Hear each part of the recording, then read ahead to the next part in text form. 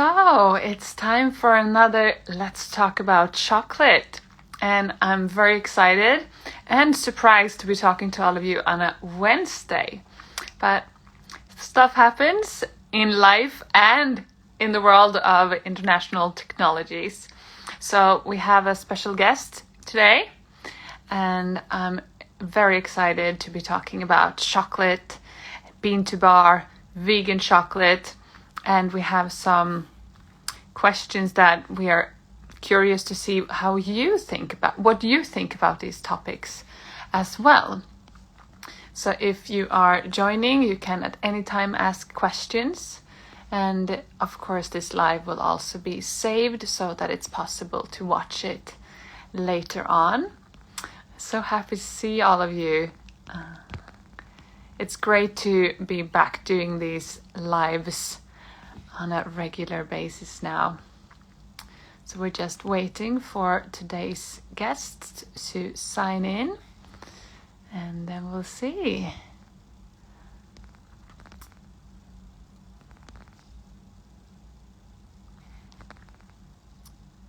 There. So in the meantime, if you would all like to share with me, I know where some of you are. So where are you all coming in from? Where are you tuning in from, listening to us? And then we will, in just a moment, have our guests of the evening. Well, evening for me. For some of you, it's day and so on. And we will have them in just a moment.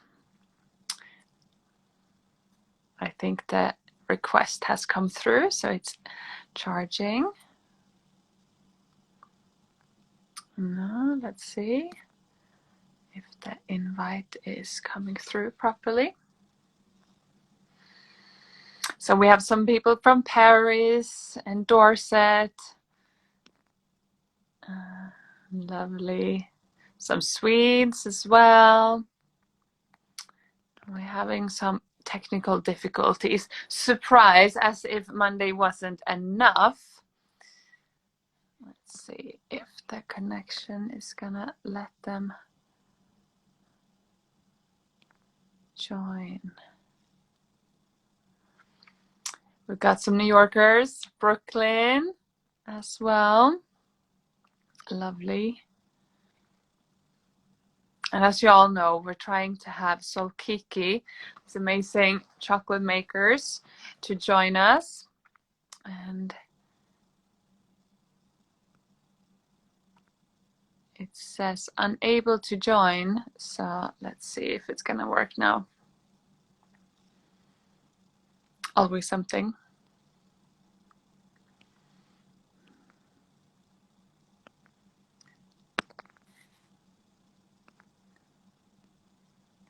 So happy to see everyone signing in. It's very curious. It's possible to send the invite, but it doesn't seem to go through.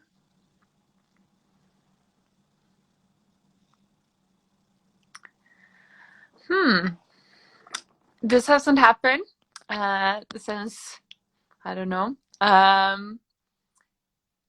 wonder if it might be the connection. Yeah, that's true. Maybe a good question from the comments. Maybe the Instagram updates that you constantly need to have. So maybe you don't have the latest update on your phone for Instagram. So you can check that, please. And then we will see if it's gonna work. So in the meantime, all of you watching, yeah, please. So phones, I think iPads is not possible, for example, as well. So it has to be the phone, I think. That's at least my experience, and maybe the updates. So we're on our way, and in the meantime, I'll just have to see if I can entertain you all, and you can share questions with me now. If there's something that you would like for me to ask Bob and Iris. See, now it seems to be working. So we've got all Yes. And we've got the connection. Hey. Yeah. Hold on. Do I do you like this? No, that makes No, no. yeah. And then you have to scoot. Yes, I think I'm going to put you a little bit to the back. Sorry, we're just sort of trying to quickly get everything established. Yeah.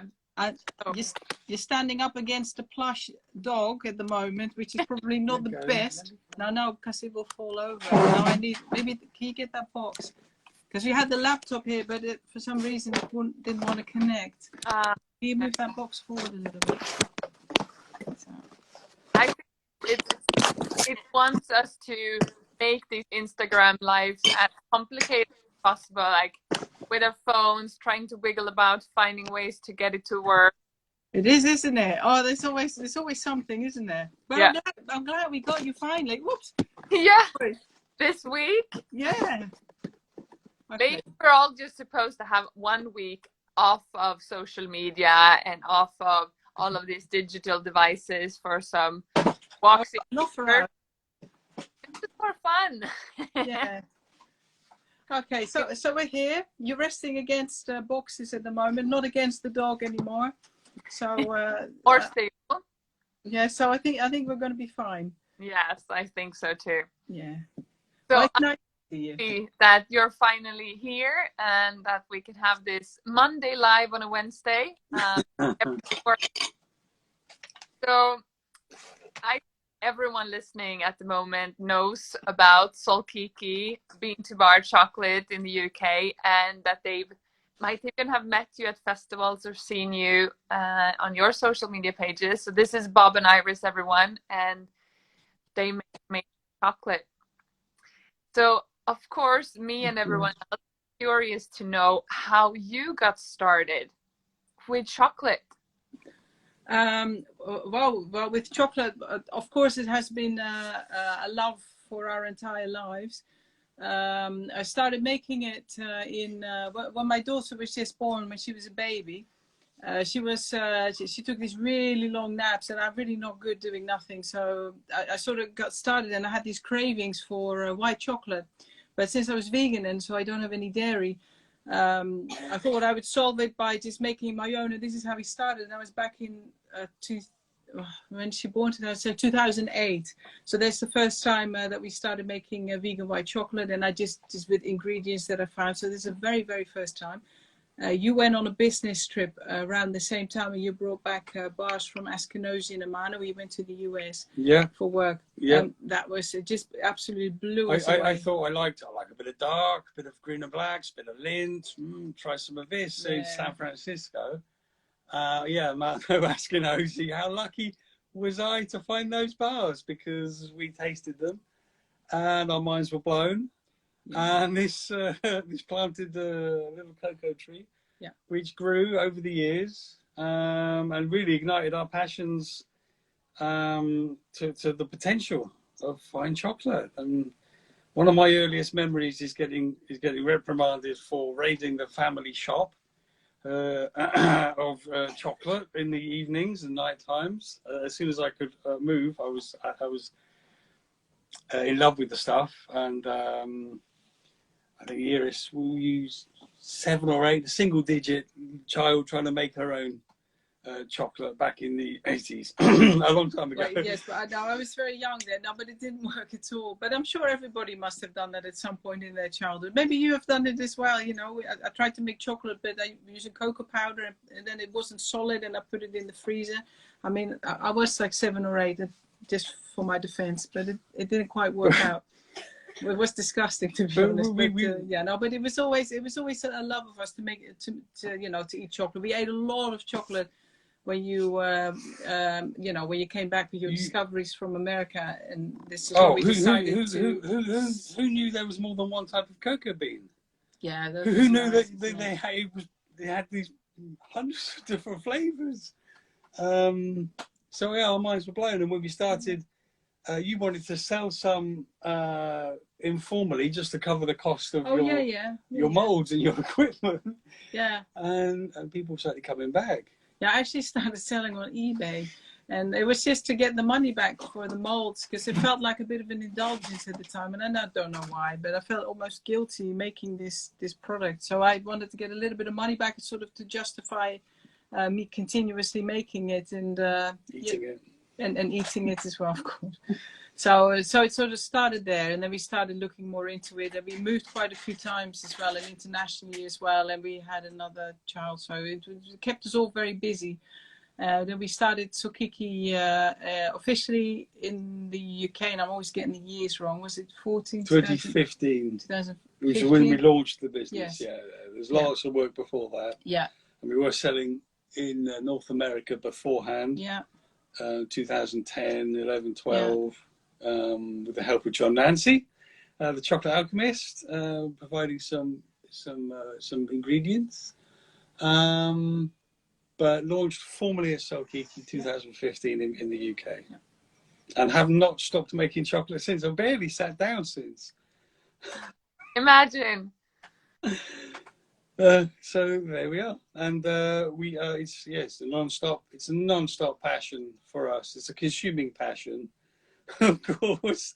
We had a tasting this morning, as we do most mornings, tasting some of our own batches, our own recipes, experiments.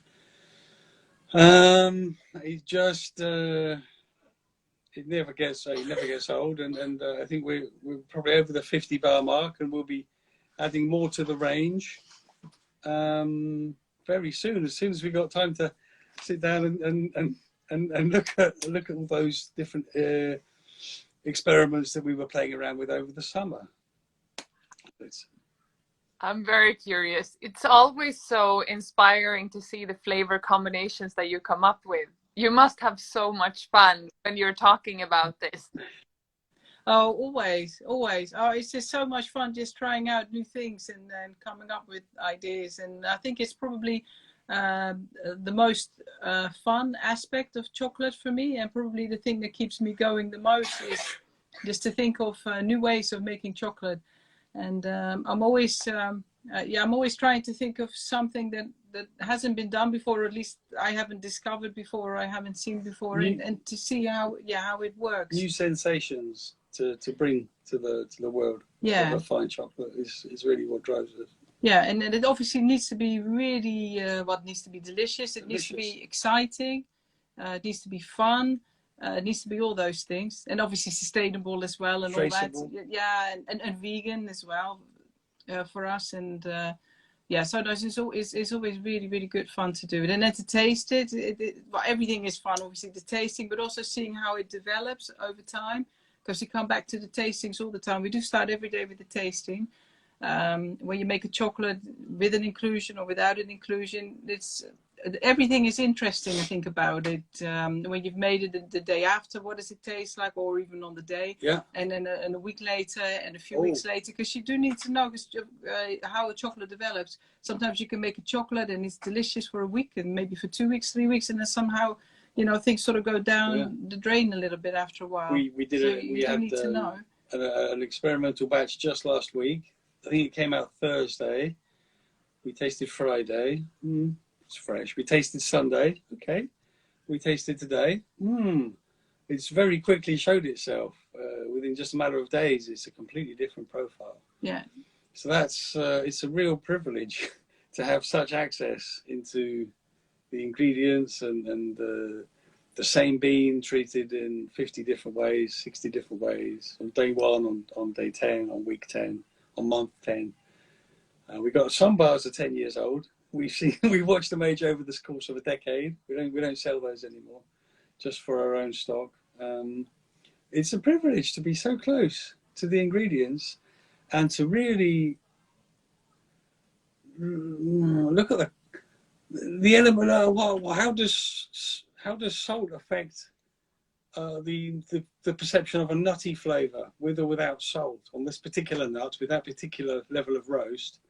What happens with or without salt? Well, that's interesting. That's an interesting observation. It's a great learning, and it's a consuming passion. It really is. It's a privilege to be so close. It's also really fun, I think, with any inclusion when you add it and you wait weeks, months, years to see how it ages then. And also with the different beans. There's just so much to learn. Yeah. For us as The well. I feel smallest- like I'm getting so much out of it myself. But we just encourage each other. I think it's one thing to be geeking off alone about the flavors, but to have somebody else who shares that. Oh, absolutely. Yeah. I think we retired already. I don't think we work a day in our lives any longer. It's a lot of fun. It's really play. It is nice. I do think I'm very lucky. Yeah, I'm very lucky. Very lucky with him, of course, in lots of ways, but especially with the chocolate, because it's so nice to go. I can always come to him with chocolate. He never says no, which is always good. I do say no sometimes, but he never says no. It's great. And I always try. What about this or that? Or even when I make something that doesn't work too well, he will try it anyway. It's nice that you can keep thinking about it and just seeing what happens. Oh, it's the best learning opportunities are the ones that didn't work quite so well. It's where you learn the most. And if I do believe, yes, if you're not failing, sometimes, not always, but you've got to fail sometimes to be doing something new, right? to be treading new ground. You can't really explore without finding some dead ends. And so it's a sign that we're doing something right if it's not. If we are making, something that can be improved, it's always a good sign. Yes. We get that in the comment as well. Love how much you experiment. Yeah, thank you, Nicole. Thank you, Nicole. Yeah, it's. And the love of painting has also been appreciated previously in the comments. So talking about all of these experiments, we have one more question in the questions. So please ask questions and I'll make sure that we get to them. I'll keep track of the comments. But before we step into those, with experiments, and yes, we need to fail sometimes and we learn a lot from that. So do you have any of those experiments that you thought was gonna be like, wow, we came up with something amazing, and that's like, no. There's so many. But yeah, there are. What didn't work? There's quite a few. What was the one with the sweetener in there? I forget the name for it. So there was yacon. Oh, that was awful. Yeah, yacon root. That one. Yeah. It wasn't awful. I firmly believe there was an audience for it. It wasn't Solkiki grade. Yeah, that was pretty bad. We really thought we had it figured out. A sugar-free chocolate, and I was just sort of trying to convince myself all throughout, but it just did not work. A different bean, a different roast. Yeah. Who knows? But at that point in time, not great. And other mistakes. Buddha fruit, that was a monk fruit, was interesting. Black garlic. Oh, but we made so many mistakes.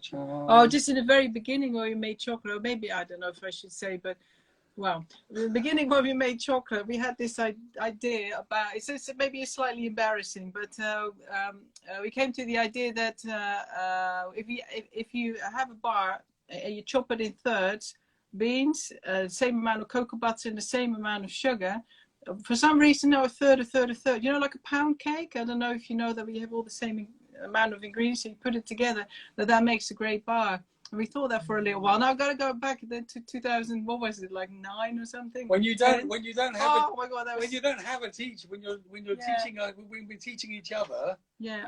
A third is an interesting place to start. It's not a recommended place to finish. We really didn't know what we were doing. No, so we tried that, and we knew. Hold on. That was when we met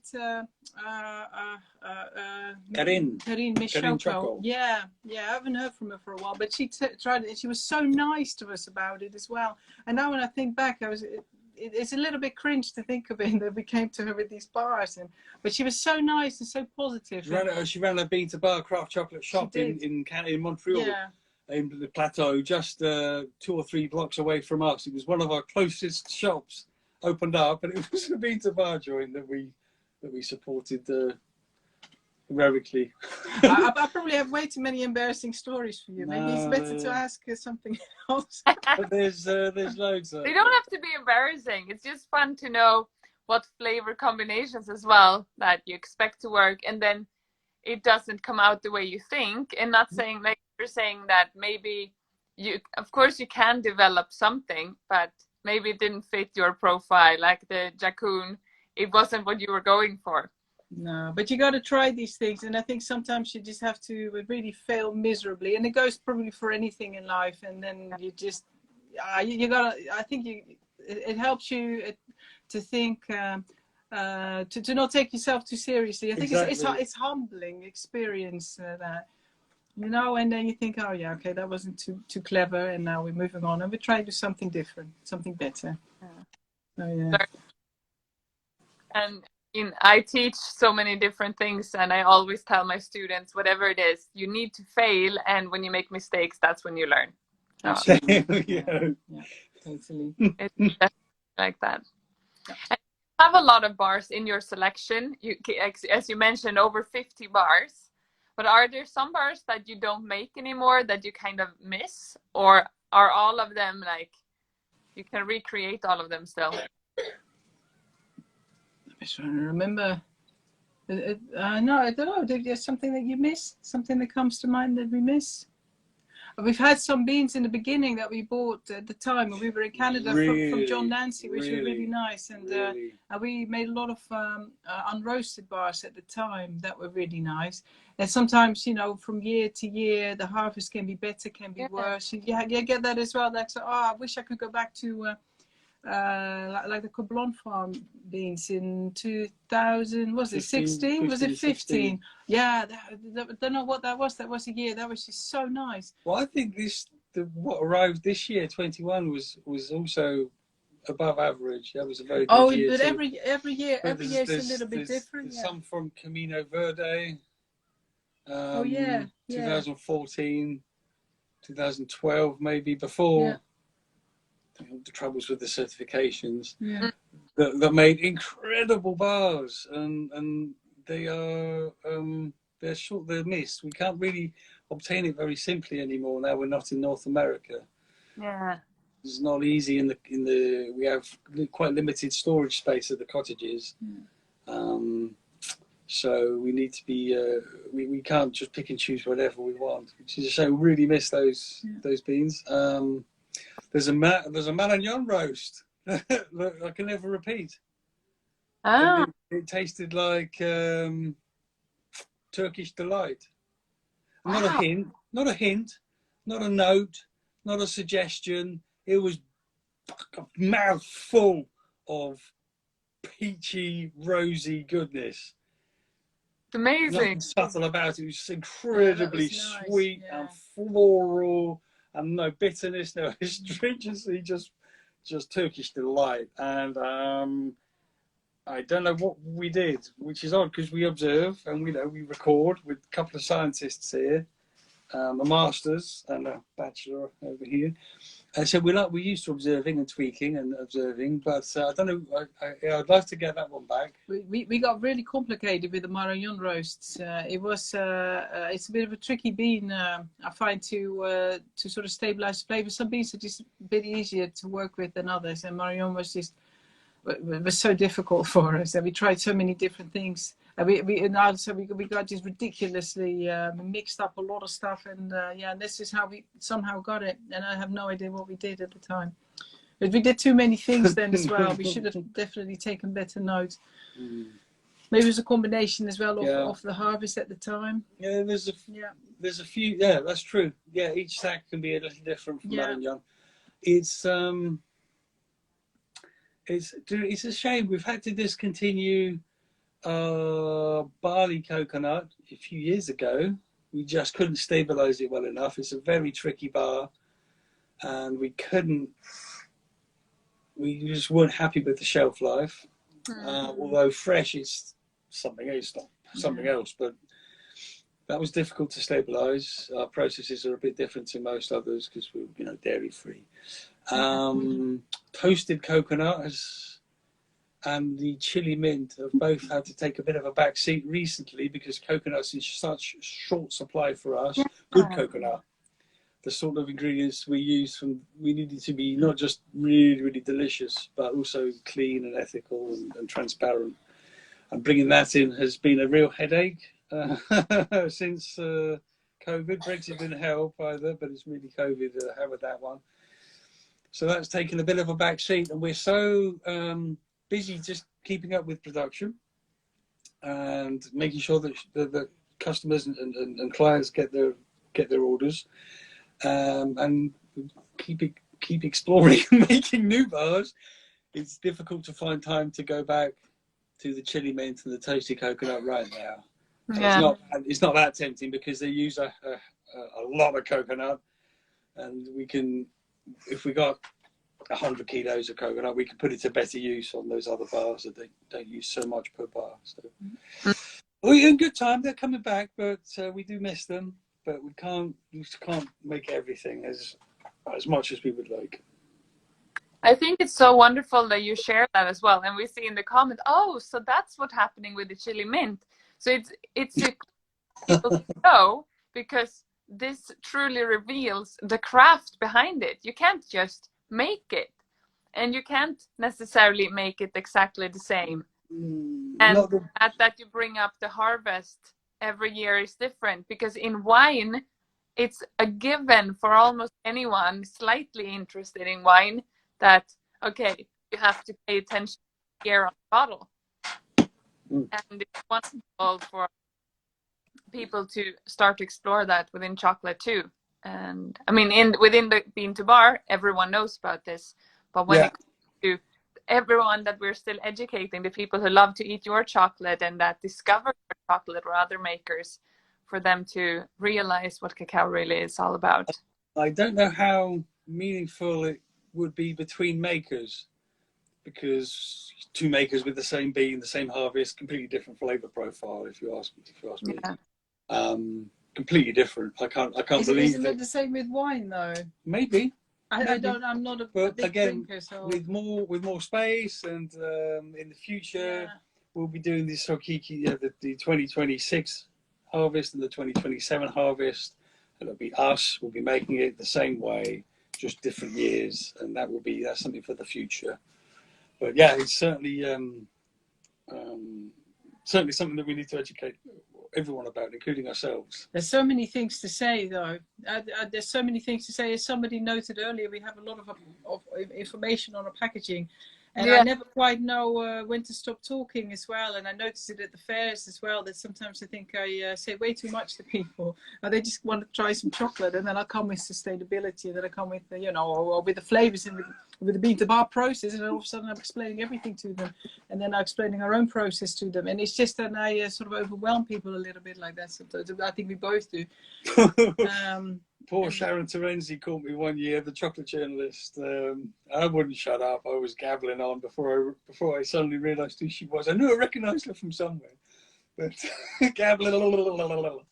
And there's always so much to say. There's a lot to say, and I get very enthusiastic, especially when people react to that. And then I think, well, I've got to tone it down a little bit. But it's very hard for us because we're very excited about chocolate. They're very polite. They want to taste some chocolate, so I think they'll stand. They'll stand and listen all day if they have to. Especially here in the UK, I think, because I'm Dutch, I'm much more direct, I think. But I find that people in the UK, they're so polite about everything as well, and they just very patiently often wait until you finish talking, and sometimes it takes a very long time. And I'm thinking, oh, whoops, it's a bit tricky. I think we'll get it better. We're at the Canopy Market in October the 16th and 17th in King's Cross in London in 10 days' time. And we haven't done many fairs in the last 18 months. We've done one. Hopefully we'll have a slightly more refined pitch this time around. We'll see. It's easy to get carried away. Yeah, especially if you haven't talked about chocolate as well in quite some time and had those meetings with new curious people. So it might be hard. But I think if they get to taste chocolate, the least they can do is to spend some time listening and learn. You never know what will stick. So keep talking. Thank you. I will then. That's my approach too. I mean, you can notice sometimes if someone strays off or they kind of like, okay, then you know that this is too much for that person. But a lot of people do really like to talk about chocolate. We normally have about 15 to 20 samples at the Canopy. they're nice big tables for us. So there's always something new to talk about. Yeah. If you're glazing over or about to walk away, then try this. Know how to keep them. Yeah, but people are genuinely, I think people do like to have their eyes opened, and there's so much to learn, and I think we learn from each other whenever we get together. We'll always. I think people are more informed nowadays as well, just from the markets that we were doing, a number of years ago to now. I find at the beginning, I remember the first few times I heard people saying bean to bar and then bean to bar, the word bean to bar. That was something, but now a lot of people seem to know it. So it's nice to see that people are a little bit more aware, and often they've tried other makers as well, and they're looking to compare. And anyway, you can see that the knowledge is growing among people about craft chocolate, which is really nice to see. Yeah, I'm very happy to hear that. And since you've been in the business for quite some time, you've also had time to notice that, which is really definite growth. It's kind of a one-way street, isn't it? When you've tasted craft chocolate, it's hard to forget. You might lapse sometimes. I never do, but it's kind of a one-way street. And every year we notice more people getting converted, and a greater awareness and different questions, more sophisticated questions, more thoughtful conversations being had. Yeah, lots of changes. Yeah, more dairy free as well, or more vegan, I should say, as well. Quite a bit more. Oh yeah, well, that's exploding. Obviously, but people come to us with this specific request. As it used to be in the past, more. I got a cousin who is vegan. Have you got some chocolate for her? She's 3 or something like that. And I was like, well, what about for you? And then they just didn't get through. I couldn't get through to them so well. No, it's vegan because it's for my little cousin. You can also have it. Yeah, and then I said, but wouldn't you like to try it as well? No, I'm not going to. We have that a lot. Nowadays, people come more, we still hear it, the daughter or whoever, But people asking more for themselves, or thinking about having this or that less. But I like it more when people just want to have chocolate. Yeah. Yeah, like water or apples. Everyone's allowed to have apples. You don't have to be vegan to have an apple. It's a very strange thing. I notice with some people, they even avoid writing vegan on packaging, or in a cafe, even if the cookie is vegan, they don't write that, because then some people will automatically not buy that because I'm now vegan. But like you say, but you eat apples, right?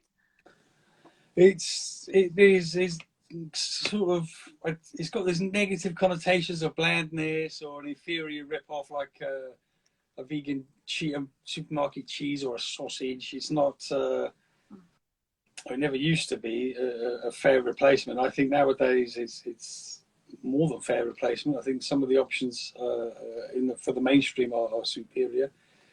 But it always was a bad note. So we have a little vegan word. That's it. We don't really shout about that because it's not on the front either. Quite sensitive about. You just put people off by saying it. Yeah. And we haven't had a single complaint about creaminess. What lack of, you mean? Lack of creaminess or anything. Oh, where's the dairy? Where's the milk? I really miss the milk. No, you never hear that. Never heard that. Yeah, I wish there was dairy in there. Never. Not once. We do a lot. We used to do a lot of face-to-face. Maybe, I don't know, 25, 30,000 people face-to-face over the years. Yeah. That's really, really, because then it's there for people to know, but then they will taste it with a completely open mind. It's like, okay, chocolate. And then you will also get their honest opinion before they become judgmental or add other thoughts into it. As we can see in the comments, in Norway, they more of the word plant-based as that's more accepted, whereas in certain contexts, vegan raises more skepticism. And I'm sure that here and in different places as well, and a lot more on social media as well. People are talking more about plant-based. In that sense, you don't have to be plant-based or not. I mean, today I'm eating a focus on plants, and it's Yeah, Yeah, it would be really nice to see it just not being such a big deal anymore. yeah. We didn't really Yeah. want to. We didn't want to position Ah, ourselves okay. as the vegan chocolate brand. We wanted to be the delicious chocolate brand, or the fine Absolutely. chocolate, Yeah. the ethical chocolate, the fine Yeah. chocolate brand, but not. We wanted to be delicious. No, we want to make the best chocolate you can make.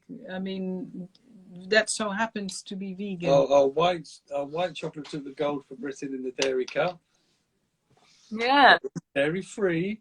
Our milks just last year, we had a couple of gold winners in Europe at the ICA in the dairy competitions. They're dairy free, and we take the gold many times in many years. So it doesn't. I think, yeah, don't really need to use it.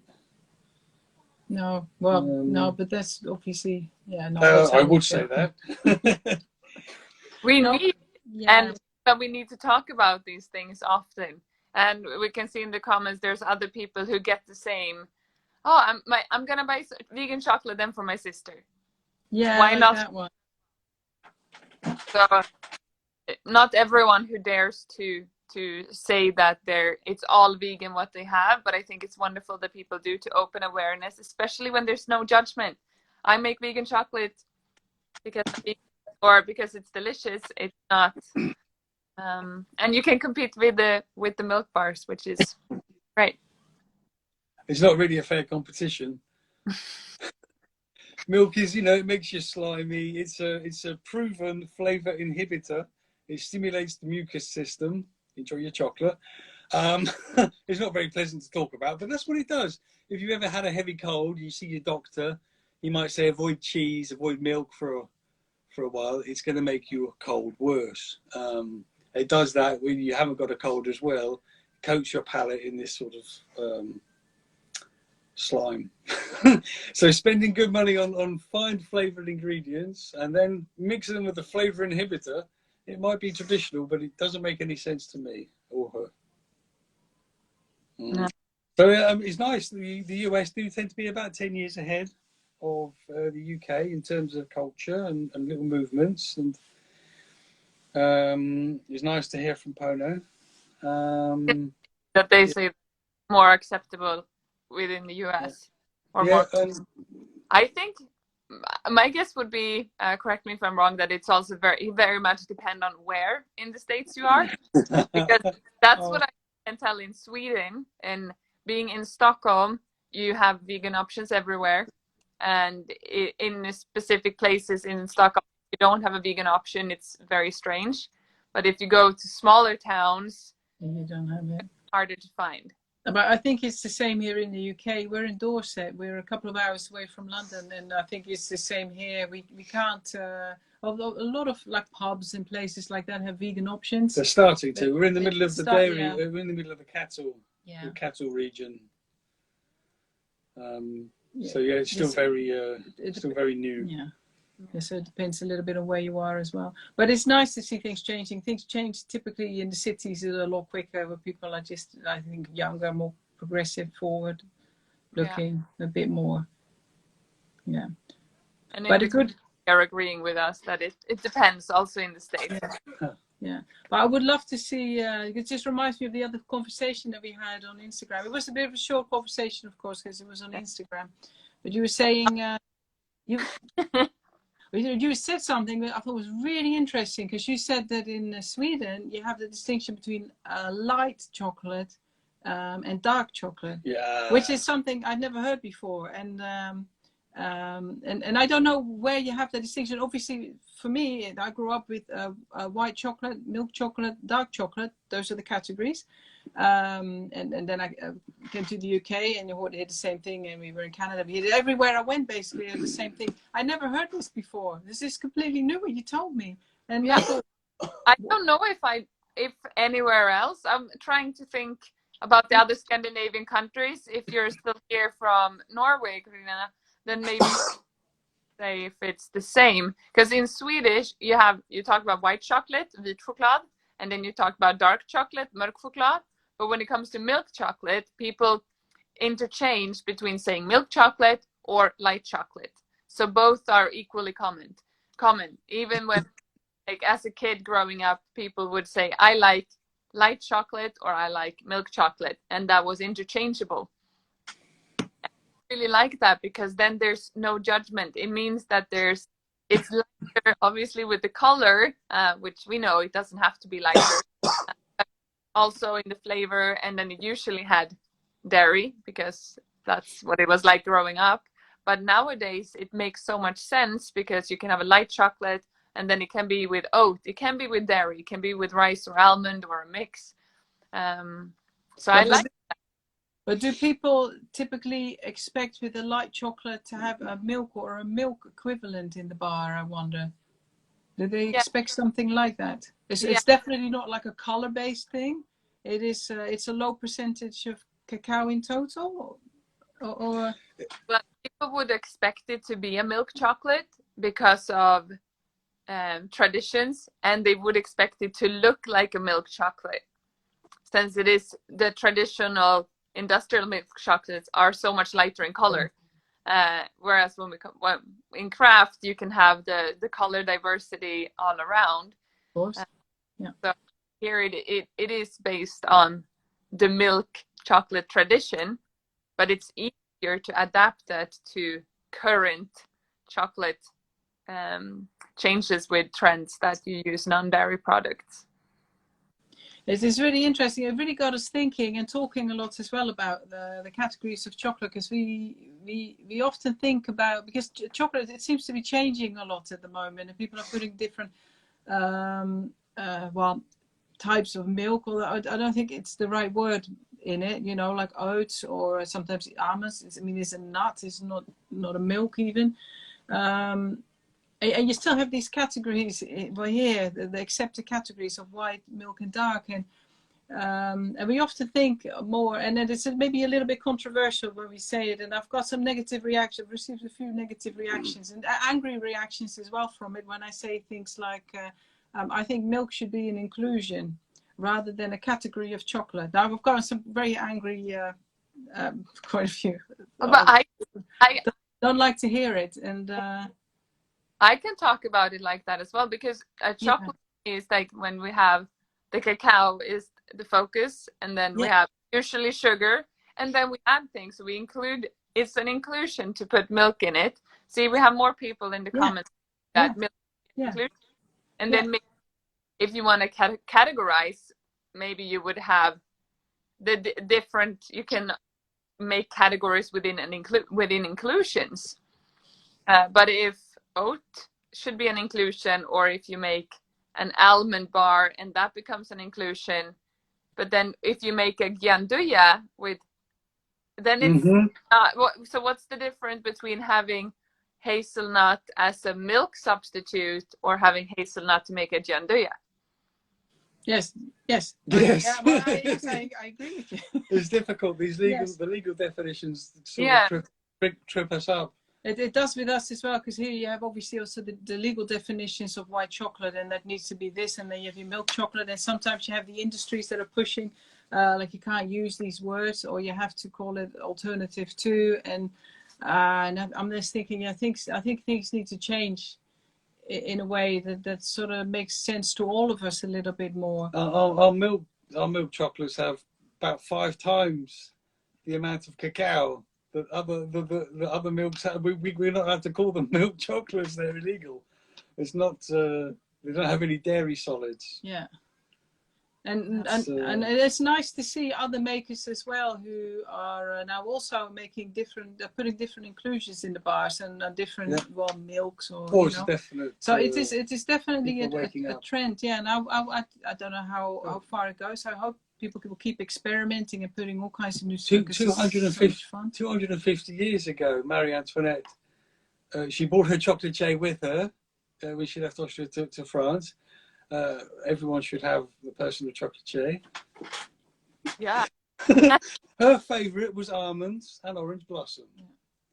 And looking back at the analysis of the theobromine residue in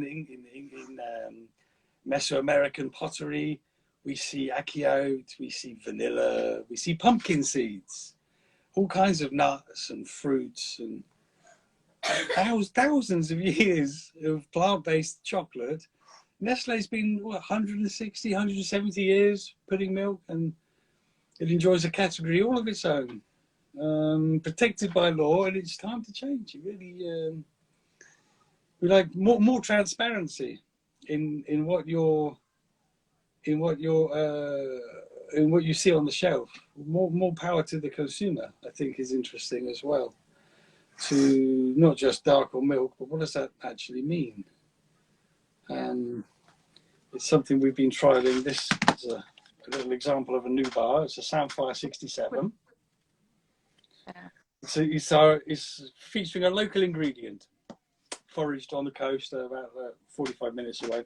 So it's a 67, and on the back we break it out, 52 plus 15. We thought it perhaps maybe a bit overwhelming for the front of the box, but for those who want to know, it's got 15% added cocoa butter. And I love how you share that. And as we saw in the comments before, that people really appreciate all of the details that you put on your bar. And so much knowledge.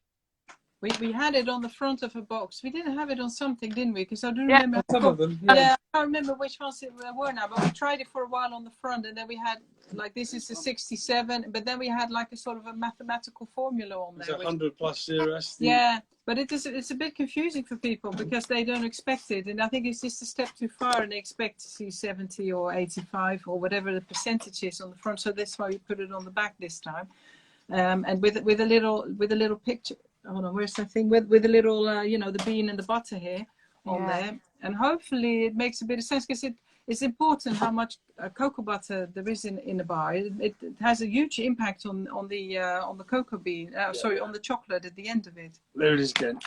Yeah, whoops, throwing on the floor. Yeah. But we got a 68 plus 0 Marignon. Yes. Oh, it's a completely different experience. Very different. To a 52 plus 15. Yeah. Completely different. Yeah. And I think we'll be exploring that later on in the year. It helps you so when you know what to expect a little bit with the bar. It's sometimes a surprise. Like if you don't expect it, it's not so good. Even though the chocolate is nice, so we tell you this is 68 plus 0. So it is quite a dense chocolate. It takes longer to melt.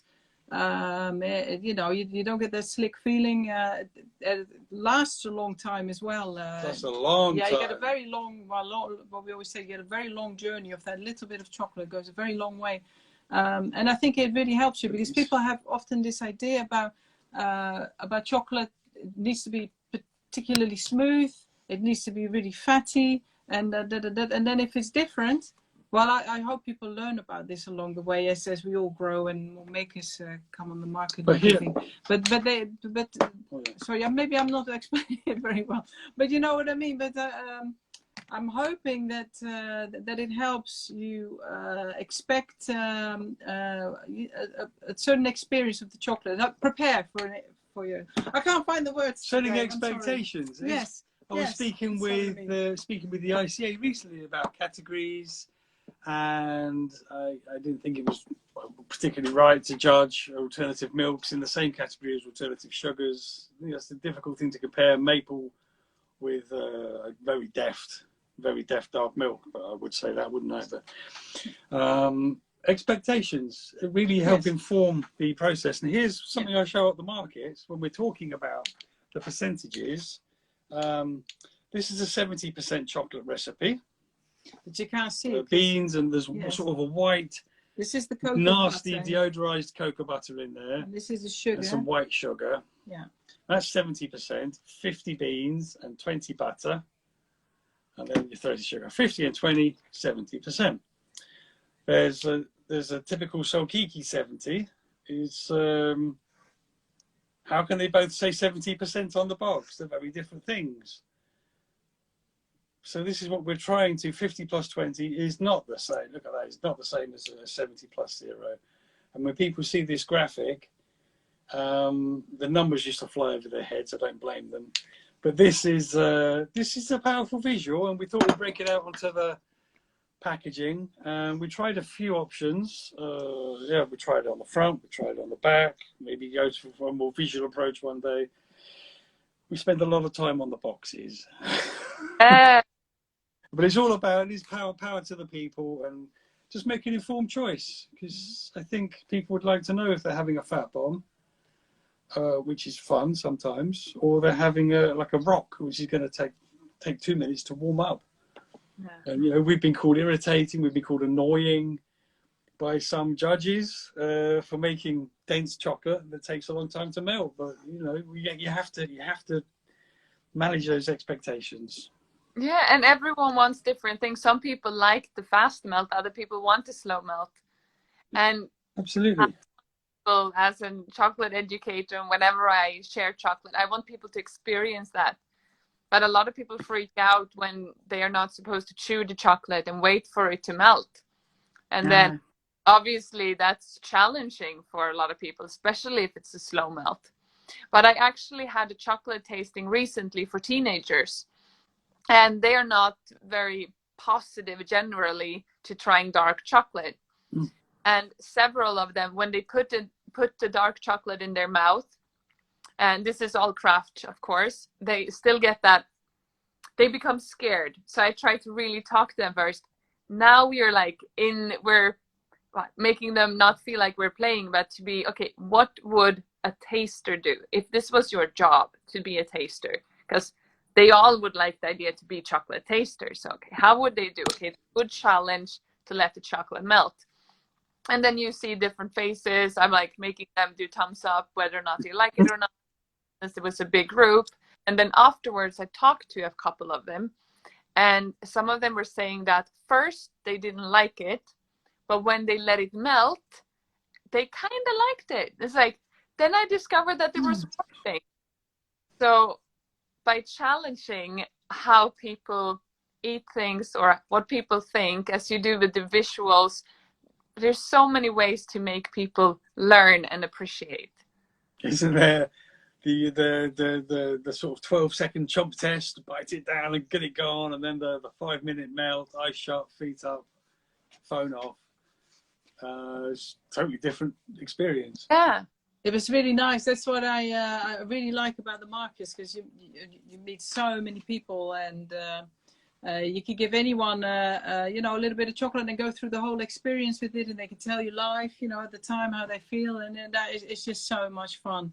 And we've spoken to so many people where you really open their eyes to what chocolate can be, and also in terms of inclusions, and just sort of to think about chocolate a little bit differently.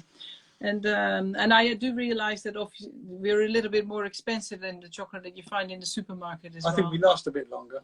Yeah, but in fairness.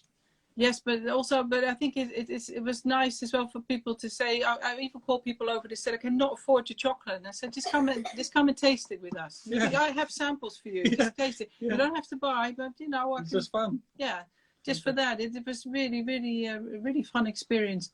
And we did so many fairs, and it all stopped obviously around COVID. We had to stop with the fairs. It's really nice to talk to someone again. It's really nice to talk to you, Sarah. So thank you for talking to us. No, but it's nice. I really like the conversations with people when they come, and people generally. I know we said some earlier experiences which are not positive, but we have most of our experiences are by far positive, and most people are really, really nice. Really, We've barely been out of the workshop since we met you at Chocoa 2020. Yeah, we barely. So 2020, 2019, or 2020. Okay, wow. Yeah. Okay, it feels a long time ago, doesn't it now? Definitely. Hopefully we'll see each other face to face again soon. Yeah, I really don't know at the moment what's going to happen. But things are changing. Things are certainly changing in chocolate. We just got the word today from the International Chocolate Awards that they will be featuring the chocolatiers can only enter their bonbons and their creations if they're using named and traceable cacao. Oh yeah. Which is a massive step forwards in terms of protecting farmers, protecting endangered trees and vulnerable people. It's wonderful news. So things are always moving forward. It's just a privilege to be at the melting edge of fine chocolate. Yeah. So just quickly closing the curtains here. It's getting So I'm getting distracted by the lights out there. Easily happens. Yeah, it's always changing, and yeah, we can't wait to get back and start to talk to people, start to share the bars, and see how people react to our newest creations. We haven't really sampled them to real people. We've been selling them for a year or so, but we haven't actually seen the reactions. You know, it's so much fun. Oh yeah, especially with the new bars, and especially if you have a bit of an unusual inclusion, like the Sapphire, for instance, because we didn't know what people were going to say about it, because it's a new ingredient. And or another bar we do is with a cherry leaf in there. Oh yeah, that's the Sapphire. We have a bar with cherry leaf in there, and there's a cherry blossom in there, which. Sorry. Yes, it's so beautiful, that bar. Oh, thank you.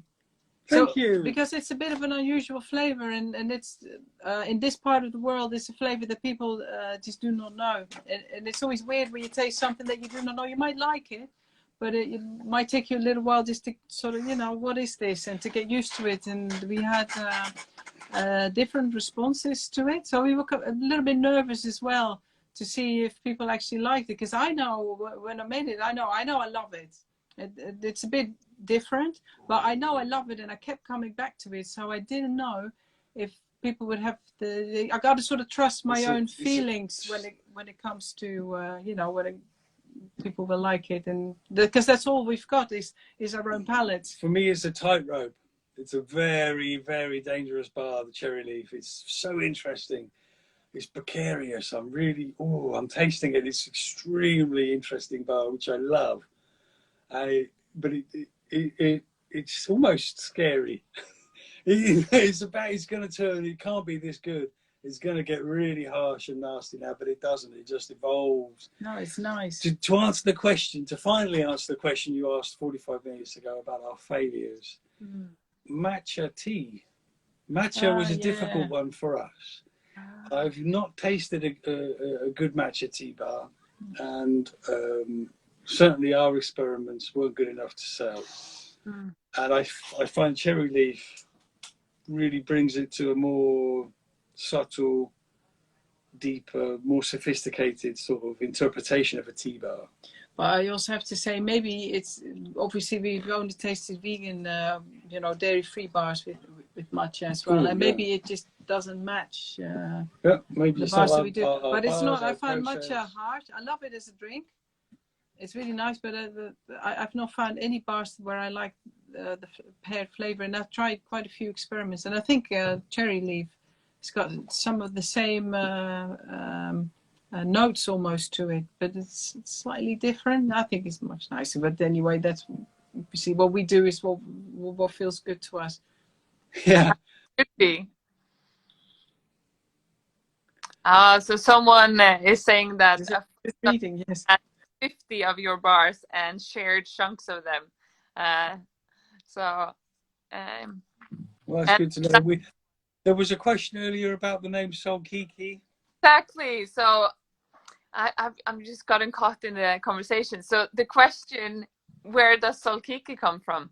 The name?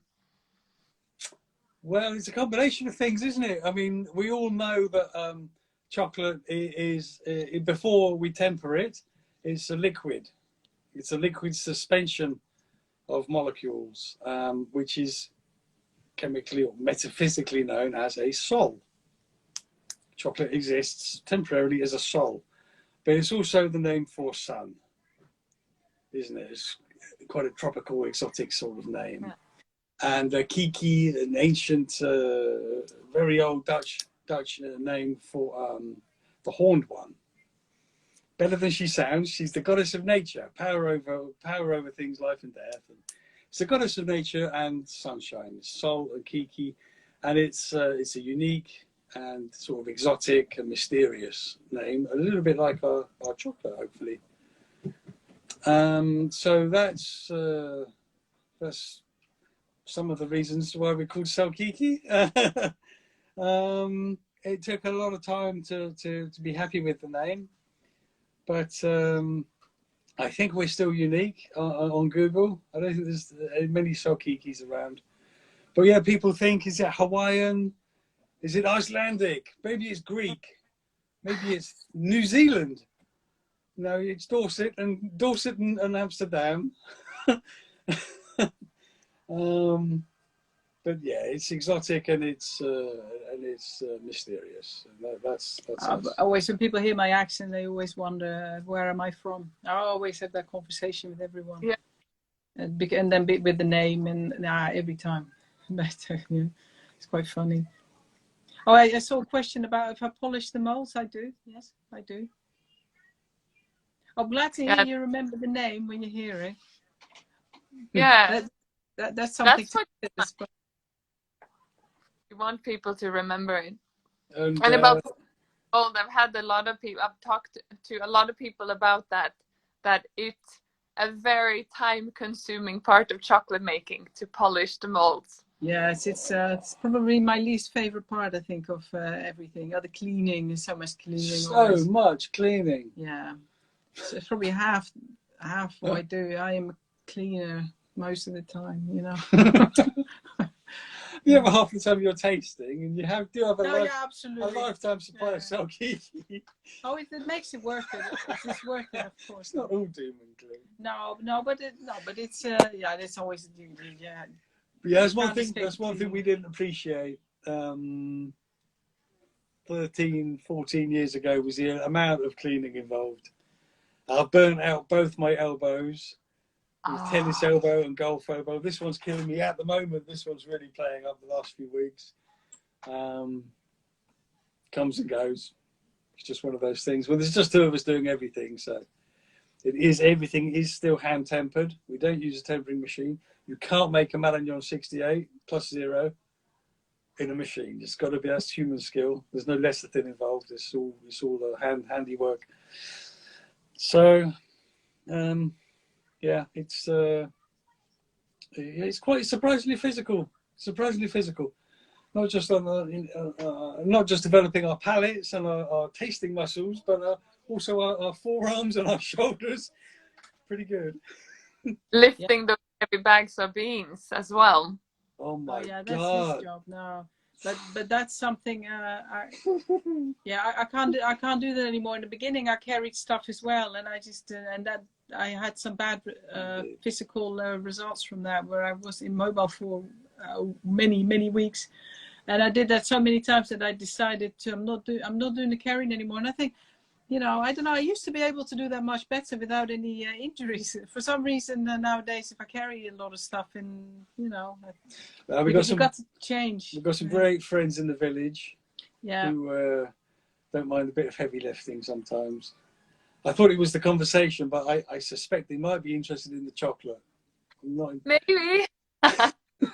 Well, yeah, we asked, could you please come help us lift? We'll reward you with chocolate. It's not too hard to find help, so that's at least that is something. but you got to you got to be careful. You need to learn, I think, where your boundaries are. And what I've learned is that my boundaries they have changed. Yeah. And I think probably as time goes on, you always need to adjust to things. And I'm always learning as well about things, also about my own physical boundaries, where I need to stop, and my mental and emotional boundaries as well.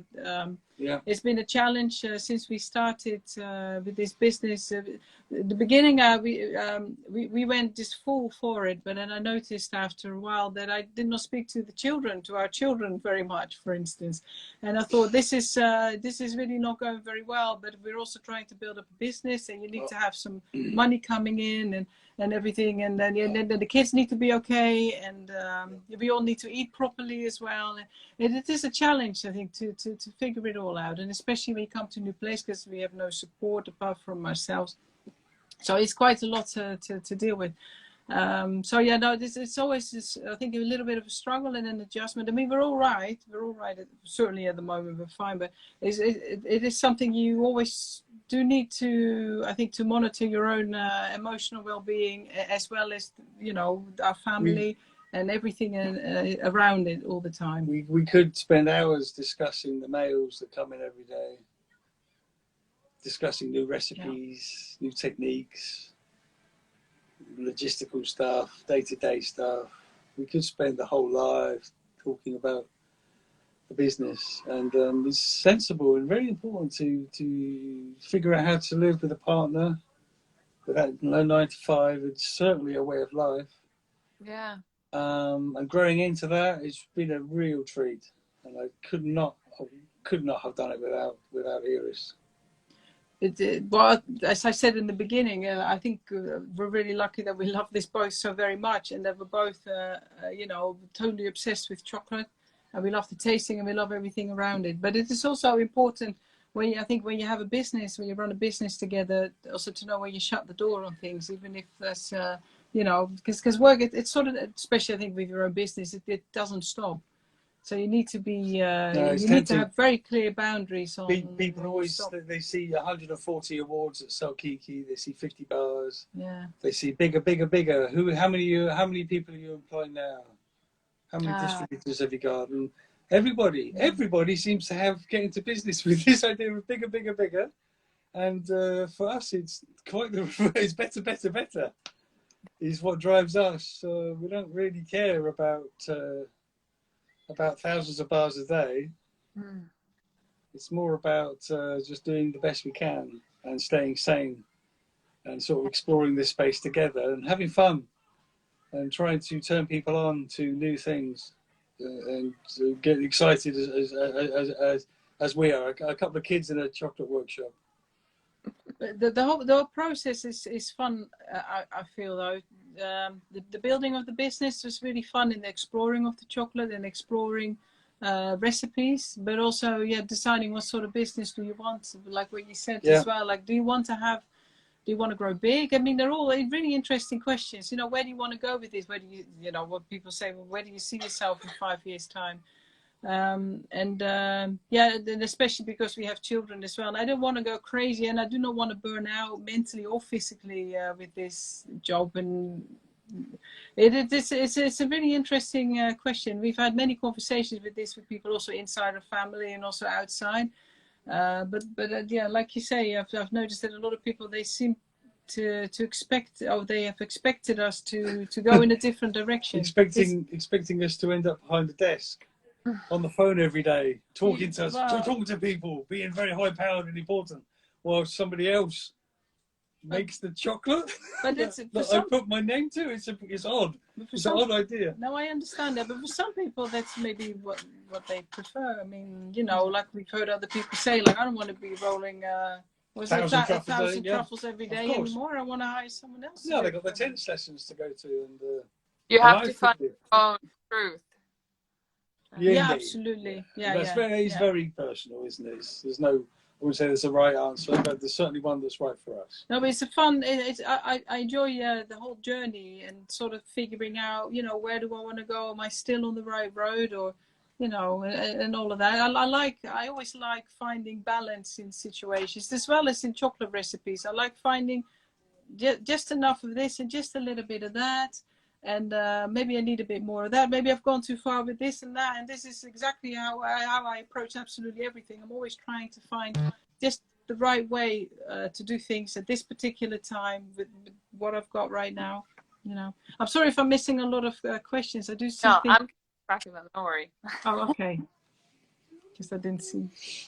No, and people are really appreciating what you're sharing, because a lot of people are struggling to find balance and what they want to focus on. And as you can see, I know I don't want to become a chocolate factory, so other people relate to what you're talking about. And I think people really need to hear that, especially people are starting, even if they're starting as solo entrepreneurs or in a couple, how to make that work, and knowing that it's not easy. You need to work on it and focus on staying sane and finding the balance so that you can keep enjoying it.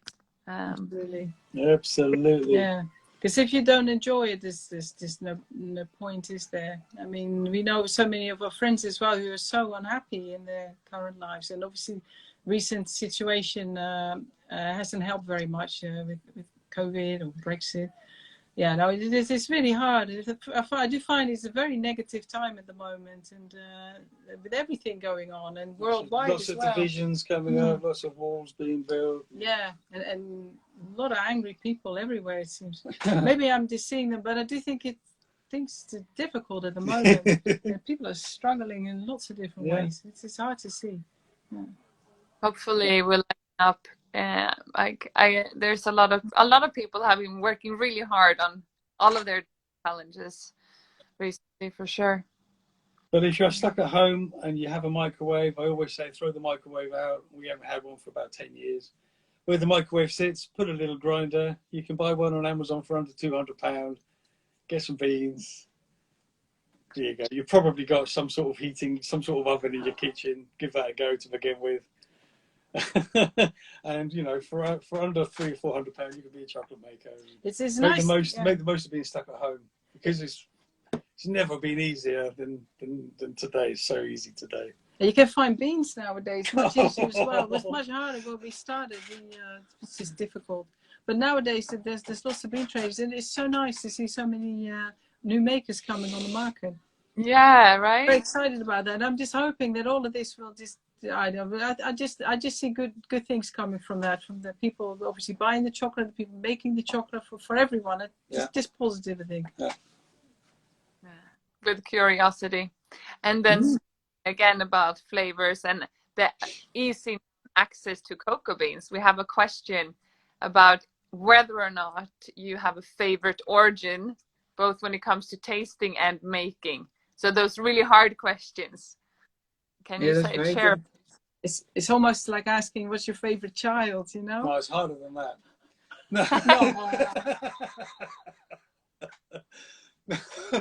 No. Favorite origin. It changes. Well, I've only got 2 children to choose from. They're both fantastic. Worse, isn't it? No, they're both amazing. We're blessed. I blame the parents. No, I mean, they're all beautiful in different ways. Yeah. We took 18 months to choose Costa Esmeraldas. Yeah. We bought half a ton in. We assessed a lot of Ecuadorian cacao, a lot of people, a lot of farms.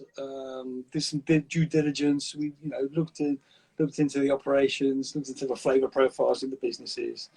18 months later, we bought half a ton.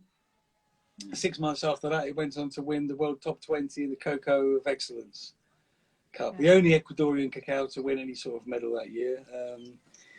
And now we offer it. I think we are the exclusive provider in the UK for that bean, and we're now selling it to other little makers. In 1 key, I sent 900 grams off this morning to a couple of different customers, up to half a pallet or a pallet. These things don't come easy. And it's an amazing bean to work with. After years of Peruvian and Mexican and Belize and Indian and Philippine, Esmeraldas is jet black. I showed you the 100% bar. Yeah, please. I just finished packing this today, just about an hour ago. It's jet black. It's like grinding Marmite. Wow. It's such a black cacao. It's incredible. And after working with something like Nativo or Marañón, they're so white. They're 40% white. That's really fun just for the sensations of looking at it. It's a different product to work with. All of a sudden, the bars look completely alien. They're jet black. So that's really good fun. But we chose the Ecuadorian bean because it's so different from what we have as well. Because we've had, for a while, we had lots of Peruvian beans as well. And they're all really lovely, the ones obviously we chose. But it was so nice to have a bean that just had such different flavors. It stood so differently against the beans that we had at the time. So this is also how we choose the cacao, just on it being different than what we have here. Obviously, we need to really like it, but it needs to be also different and have its own place in our whole selection. Absolutely. Chile, Nativo, they're similar. Palo, same region, but completely different sort of bean entirely. Marañón, ew, infinitely complex. Marañón, wow, what a bean! What a bean! You could build the whole of Solkiki on that one bean. You don't need any other cacao. Well, we stuck with this one. This was our first, the first bean that we bought in the UK was Marañón. Yeah. And we stuck with it. I mean, because we love it so much, and there's so much you can do with it as well. So. Temperamental, intricate, mysterious, mysterious, very complicated cacao, but so much fun. So much fun to explore. Again, stay tuned. Hopefully by the end of the year, we'll see. We need to We need to find time to look at it, but we'll be releasing more bars with that one bean. Multiple new surprises coming from Marignan. Yeah, really fun summer. Really fun summer tasting all those different interpretations. So I can imagine. Philippines, just to see what Estelle's done with Cablon and the family in the Philippines. Cablon beans over the years. I say this harvest 2021. Yeah. Woo, wow, that's a showstopper. To see them, to watch them, to see how they've evolved in the past 5 or 6 years, and to be a tiny part of that process, just putting some, just providing a bit of feedback here and there on each harvest and our experience of what we're tasting with us with the same process, but a new batch every year. It's just lovely to see that improving as livelihoods improve. Hopefully the quality of cacao improves, the quality of fermentation improves, the understanding of the trees improves.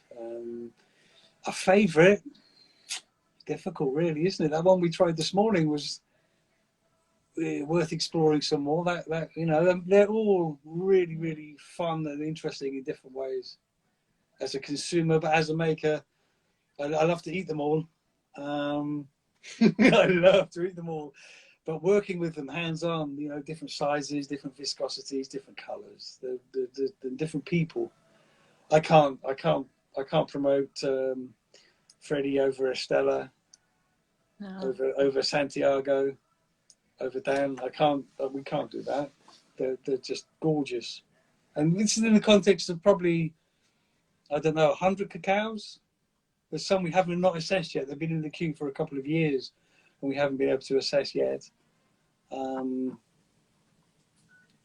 exciting! So they're all very, very nice, if you ask us. Yeah. We've got a question now. Also speaking about the beauty of the beans, you have the beauty of the packaging. So you always have very beautiful designs, and as in the comments it says they're frame worthy. So who's the illustrator? Who's the person behind all of the designs? We do different work on the packaging. It's a collaborative effort, lots of different medias. We normally start around April and we launch in September, October. It's this year's been very challenging for me. As we're evolving the recipes this year, I'm trying to evolve the boxes. I come from 15 years in the video games industry. I started as a writer on the back of a law degree, a psychology and computing degree, and law. I came in as a writer, moved into design, and up to creative direction, where I was responsible for the designers, the writers, the audio guys, the animators, the texture artists, and the artists themselves. So yeah, it's an iterative process. The designs, I produce a lot. Iris helps me make sense of them. And we whittle them down over the course of many months, and it really is guided by. It's got to be guided by the recipes, really. Yeah, it's quite tricky just to find the time to do it all as well. Just to work, to make the boxes, and then to keep up with the orders, and to make all the chocolate, and then to come with new recipes, and also just to keep. Sorry. That's all right. That's just to keep. Talking to our children, and just to live life and everything. It's all quite a lot, and yeah, I love the idea of exhibition. I just don't have time for anything, I think, on top of this. Just yesterday, I was looking at the number 67, and I'm not sure I'm happy with it. So I tried out lots of different fonts, lots of different positionings, lots of different interpretations. I wasn't happy. I'm still not happy. I'm still even more confused than I was yesterday. So we tried to get across a sense of the bar.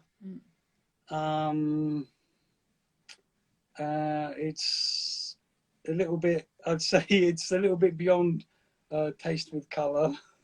It's a little bit more,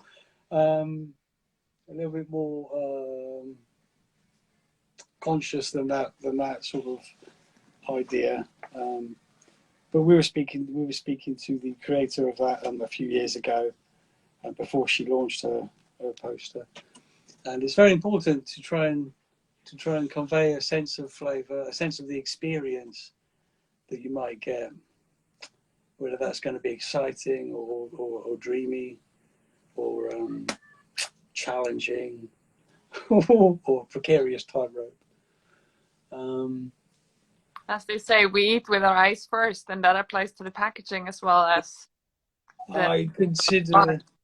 I consider Iris an artist, and the chocolate is a work of art. Can't say that about the chocolate I make, but the chocolate she makes, a work of art, and it needs to look as good as it tastes. But it needs to look as good as it is. Yeah, it's good fun anyway. Making creating the boxes, it's really, really good fun, and it's just as creative as the chocolate is as well. And it's nice that it's appreciated. We started off with the boxes. Well, the very first boxes we did, we just had 2 colors. We just had a white box and a dark box. Yeah. No, that was the first one. Yeah. And then we started doing colors, and then we have so many bars, and we ran out of colors. And then we thought, now this has got to change. And we started. That's why it takes us also so long to do all the boxes. Is it takes us months because we're just doing other things as well in the middle of everything. It's an iterative process, and Janduya's got spelling. There's typos on the Janduya box. Whoops, that's not good for a creative director. Whoops. I remember making that box in about 12 minutes. Wow. So I mentioned there's not space at the cottages to store half a ton of Camino Verde. We can't bring in tons of beans. Cottages. We have 2 old cottages bought from a Digby estate in Sherborne. Now, Walter Raleigh, an explorer, Queen Victoria, used to live in Plymouth and go to London and stop off at Sherborne, in between these 2 places where we are based. In between Plymouth and London is Sherborne. He built his castle here. And that went to the Digby family about 50 years later. They stayed there ever since. And they have a cottage, about 600 cottages in their estate. They used to anyway, before they started selling them to their workers and people like us. And so we bought 2 old cottages, about 450 years old. Very, very old cottages. And when we bought them at auction, the lady had been born here. She moved out in her 80s, hadn't touched them. So toilet was outside. Electrics were, there was a few cables nailed on the wall in 2004. That's not how you do electrics. So I had to strip it all out, from the chimney pots through to the underfloor heating that's now warming my lovely bare feet. I did it all. I needed a master electrician to help me with the electrics. I needed a master plumber to help me with the plumbing, and I needed a mistress Iris, to help me do the floor because my back had broken by that point. It was 6 months to turn 2 derelict cottages into habitable, safe homes for the family and win us a 5-star hygiene rating from the council, which we did. I kept the character and the hygiene intact. But time was scarce in the first few years of Solkiki. And we weren't really sure who we were and what we were doing, and if people would like what we were doing. And so we were very quick with our boxes. We had no idea what we were going to sell in the beginning, so our first boxes were black and white. And we'd print up a Marignon or a Dominican Republic wrapper and stick it on the black box. We'd print up our raspberry or our salty peanut and stick it on the white box. Very simple, a very effective way to start for a tiny business who launched with about £800 in the account. Wow. I hadn't sold a bar. I knew it was among the best I'd ever tasted, but I hadn't sold a bar. Whew. That's we grow in confidence, we grow in maturity, we understand our audience, we understand what we're about, what the chocolate can do, where the chocolate sits in the world. And thank God I've got a bit more time these days. I'm not, look at these old walls, beautiful old walls.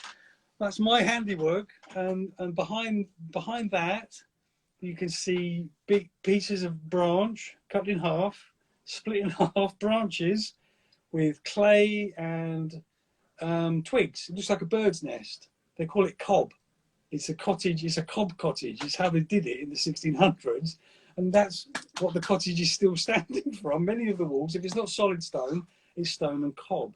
And thank goodness I'm not trying to kill myself in new and inventive ways on the cottage every day.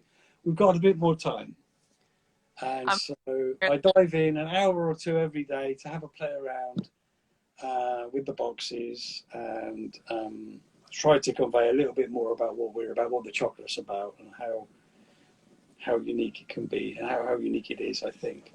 So we're slowly but surely moving away from the rather austere boxes and trying to have a bit more fun. And it's wonderful that I've got enough time to do that. Yeah. I'm so happy to hear that, and that you've managed to accomplish this, so much time and effort, and you still managed to focus. What I hear is that you focus on having fun and making it work so that you can, but like through hard work, lots of hard work, but to keep that essence. It's really wonderful to hear. And it's been wonderful to follow along in the comments as well. People are been really enjoying this conversation, as you can see, growing hearts. So I'm so grateful that we could have this conversation on Wednesday, and that I got to talk to you. And I'm so happy that you wanted to join and share your story and talk about your passion. I'm so happy that you wanted to speak with us. It's been a delight. It is lovely to have finally spoken with you, because obviously we didn't go so well on Monday. So it's nice to now finally have caught you. There's no fuel. There's barely any electricity. We can't go anywhere. Half of London is flooded, and we can't even talk to Sana. What, the world is ending? This is a apocalypse. Yeah. Luckily, we're we just on it's gonna become easy peasy. Well, I don't mind getting flooded at the cottage. We got about 5 tons of cocoa beans, a ton of butter, the best alcohols and nuts that you can taste. So it could be worse. But it was lovely that you asked us, and thank you so much. Yeah, thank you for everybody for listening as well. I hope we answered all your questions. I think I missed maybe a couple, but I think you can always. There was one question. Do you hand temper all of your chocolate, and do you use silk? That was the question. Yes to both. It depends a bit on the bar. I hand temper everything. I mean, some of the bars, like the 68+0, I don't add any cocoa butter, so I just table them. And the rest of the chocolate, if there's cocoa butter in it, I use silk to temper it. We don't use any lecithin. That's a no-no. Waxy texture. Pure ingredients. Well, I think so. Yeah, lecithin is not. No, it makes a bad texture and a bad taste. If you ask me, it does leave a bad taste in my mouth. And it's not really fit for fine chocolate, so. But for us, half the fun is doing the impossible. We like that. It's really just. Are you just saying that because you're not the one tempering? No, not for years. Not for years. I got fed up painting the ceiling or repainting the ceiling. I wasn't the cleanest. No, it was quick. Anyway. There's hard work, and we so appreciate the work you do. And thanks everyone for listening. Thank you again for joining me today, and I hope I get to see you in person soon. Yeah, that'd be nice. So have a good evening, and for everyone else, a wonderful day. And I'll see you all live next week. And you can DM me, and you can DM Bob and Aries whenever you have questions, as they said, if there's something that we didn't get to today. Absolutely. Wonderful. Thank you all. Have a good night. Bye-bye.